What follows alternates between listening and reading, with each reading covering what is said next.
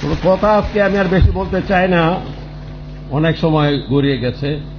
তাছাড়া মনটা একটু খারাপ। সকালে ঘুমের তুইটা অনেক তাড়াহুড়া করে রেডিও নাস্তা করার সময় বাসায় কিছু গোলমাল হয়ে গেছে। গোলমালের বিষয়টাও বলা তো মুশকিল। আমি যখন নাস্তা করি তখন আমার স্ত্রী সে ইনসুলিন নেবে, অর্থাৎ সিস্টার আসছে ইনসুলিন দেওয়ার জন্য।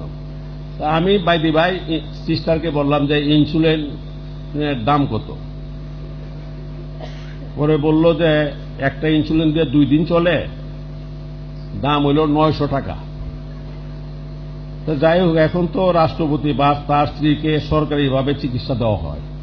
আমি যখন আমার এই পথ থাকতো না, আমি যখন চলে যাব তখন তাহলে এই রোজ 450 টাকার ইনসুলিন, আরো তো অনেক ওষুধ বিষুধ আছে। দেখা যায় যে হিসাব করলে প্রায় 1000 টাকা রোজ ওই ওষুধ আর ইনসুলিন।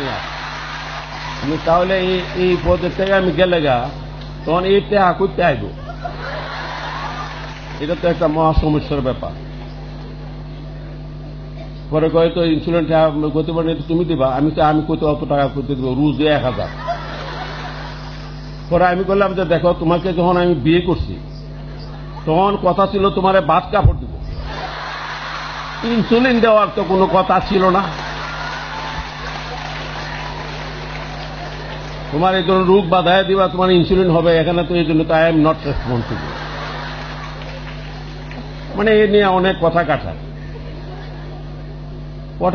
হলে তো আমি বললাম যে ঠিক আছে, যার যার হিজ ভালো, যার যার পথে যাও। তখন সে প্রশ্ন তুললো যে ঠিক আছে, তাও যাইতে রাজি আছি। কি? আমি বললাম যাও। তাহলে আমার যে তখন বিয়ের কাপ ছিল 25,000 টাকা।